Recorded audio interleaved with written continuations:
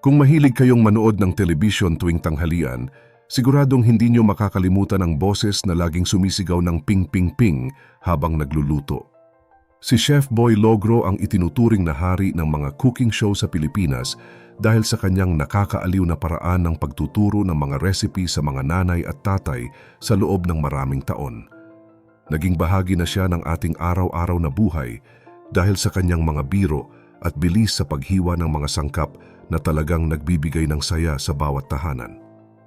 Pero mapapansin nyo na nitong mga nakaraang buwan ngayong 2026, tila bigla siyang nawala at naging tahimik ang kanyang pangalan sa mga regular na channel sa TV. Marami tuloy ang nagtatanong kung tuluyan na ba siyang lumayo sa mundo ng showbiz o baka naman ay pinili niya lang na tahakin ang ibang landas sa kanyang buhay.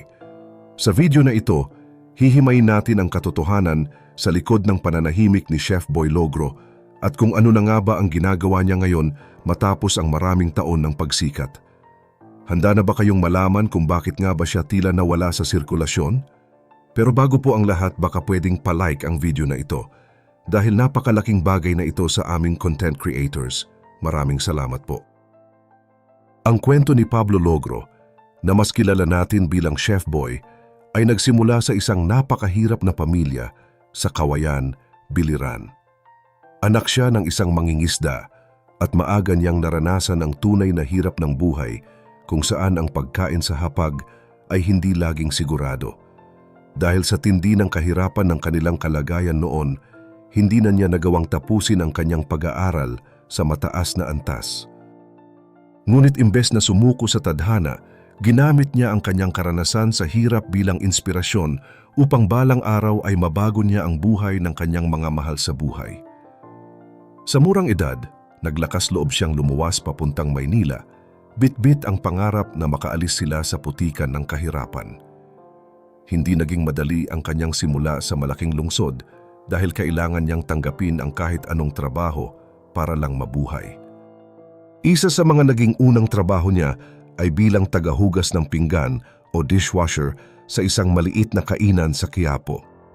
Araw-araw siyang nakaharap sa mga maruruming pinagkainan at naglilinis ng kusina habang gumagawa ng mga mabibigat na gawain para lang kumita ng pambili ng pagkain.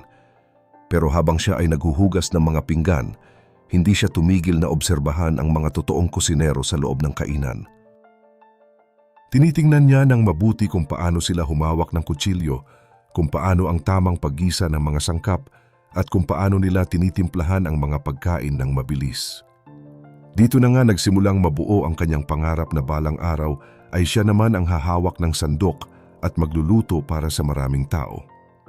Dahil sa kanyang pambihirang sipag at kagustuhan na matuto, unti-unti siyang napansin ng mga tao sa paligid niya. Ang malaking pagkakataon sa kanyang buhay ay dumating nang magkaroon ng kailangan ng mga kusinero para magtrabaho sa bansang Oman. Para sa marami, parang imposible na makukuha ang trabahong iyon ng isang dating dishwasher na hindi naman nakapagtapos ng pag-aaral. Pero para kay Chef Boy, ito na ang tsansa na matagal na niyang hinihintay, kaya naman hindi niya ito hinayaang makawala. Nakapasa siya at natanggap bilang isang junior chef sa Royal Kitchen ng Oman, kung saan ang kanyang mga lulutuan ay mga totoong hari at mga royal family.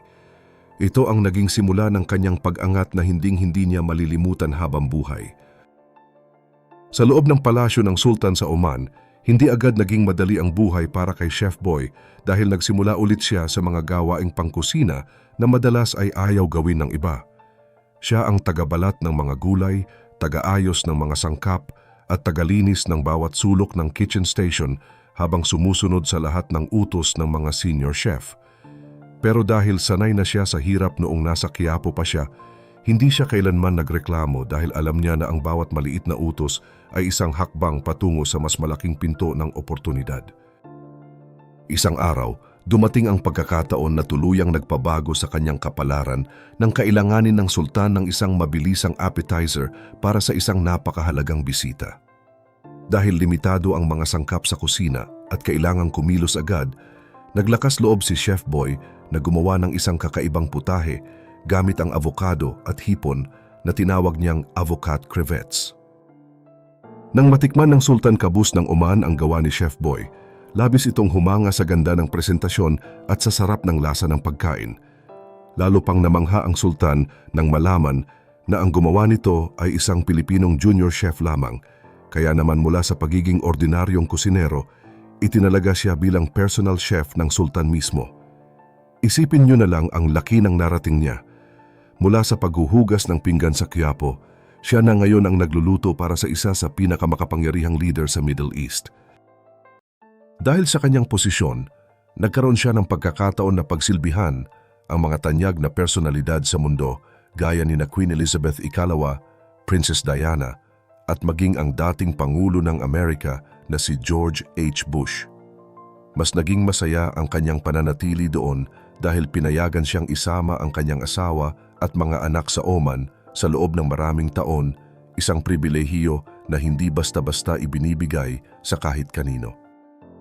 Sa kabila ng marangyang buhay at seguridad na mayroon sila sa ibang bansa, nagpasya pa rin si Chef Boy na iwan ang lahat ng ito para bumalik sa Pilipinas.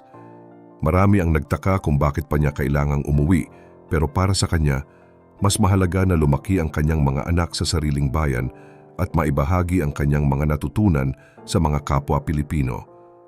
Pagbalik niya, naging kauna-unahan siyang Pilipinong executive chef ng isang sikat na 5-star hotel sa bansa na nagpatunay na ang galing ng Pinoy ay world-class talaga. Pero ang mas malaking pinto ay bumukas nang maimbitahan siyang mag-guest sa isang cooking segment sa television. Dito napansin ng mga producer na mayroon siyang kakaibang karisma na hindi kailangang script o pilitin. Minahal siya ng mga tao dahil siya ay totoong tao at walang halong arte sa harap ng kamera. Kahit na minsan ay nagkakamali siya sa pagbigkas ng mga salitang English o sablay ang kanyang grammar, imbes na pagtawanan ay lalo siyang hinangaan ng publiko dahil sa kanyang pagiging authentic. Ang kanyang mabilis na pagkilos at masayahing mukha ang naging tatak niya sa telebisyon na nagbigay sa kanya ng sariling mga programa. Sa isang mundo kung saan ang lahat ng tao sa telebisyon ay gustong magmukhang perpekto, si Chef Boy Logro ay naging kabaligtaran ng lahat. Siya ay nanatiling totoo sa kanyang sarili, simple, at madaling lapitan ng mga ordinaryong tao. Kaya naman nang magkaroon siya ng sariling mga programa gaya ng Kusina Master, agad siyang naging bukambibig sa bawat tahanan. Ang kanyang sikat na linyang Ping Ping Ping ay naging bahagi na ng ating kultura at naging simbolo ng saya sa pagluluto. Sa loob ng maraming taon, siya ang naging mukha ng masarap na pagkain sa TV, pero sa kabila ng mga bagong alok mula sa malalaking network, pinili ni Chef Boy na tumanggi at huminto na sa paggawa ng mga regular na show. Ayon sa kanya, naramdaman niyang naibigay na niya ang lahat sa telebisyon at oras na para tapusin ang kanyang TV era. Pagod na rin siya sa mahabang oras ng taping, sa puyatan, at sa matinding pressure na kailangang laging mataas ang ratings ng kanyang mga palabas. Ngayong 2026, wala na siyang hinahabol na kahit anong script o producer na nagmamadali sa bawat galaw niya. Mas pinili na niyang mamuhay ng simple at hawak ang sarili niyang oras malayo sa ingay ng showbiz. Sa kasalukuyan, mas madalas siyang makikita sa kanyang farm sa Davao kung saan ine-enjoy niya ang sariwang hangin at ang tahimik na buhay sa probinsya.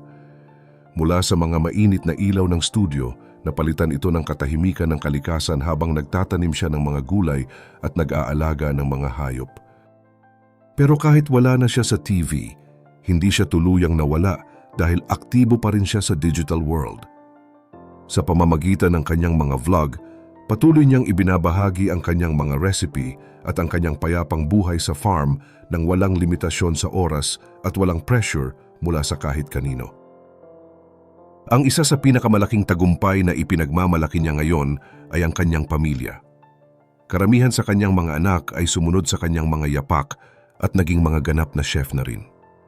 Hindi lang siya ang nagtagumpay dahil naging isang culinary family na sila na sama-samang nagpapatakbo ng kanilang mga negosyo at culinary school.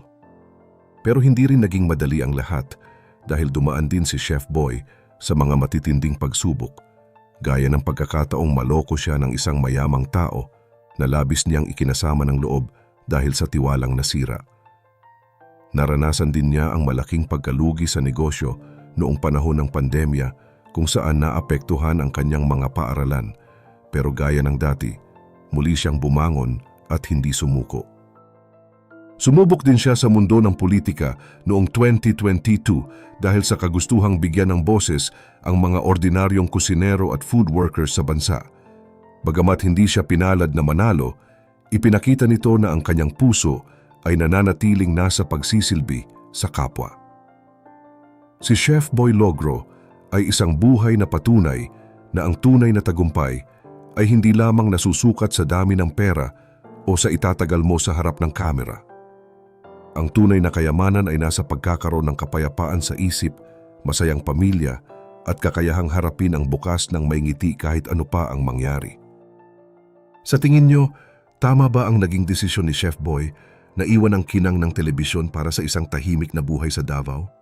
Kayo rin ba, kung bibigyan ng pagkakataon, mas pipiliin nyo ba ang simpleng buhay sa probinsya kaysa sa magulo pero sikat na buhay sa syudad? Ibahagi ang inyong mga saloobin sa comment section dahil gusto naming malaman ang inyong pananaw.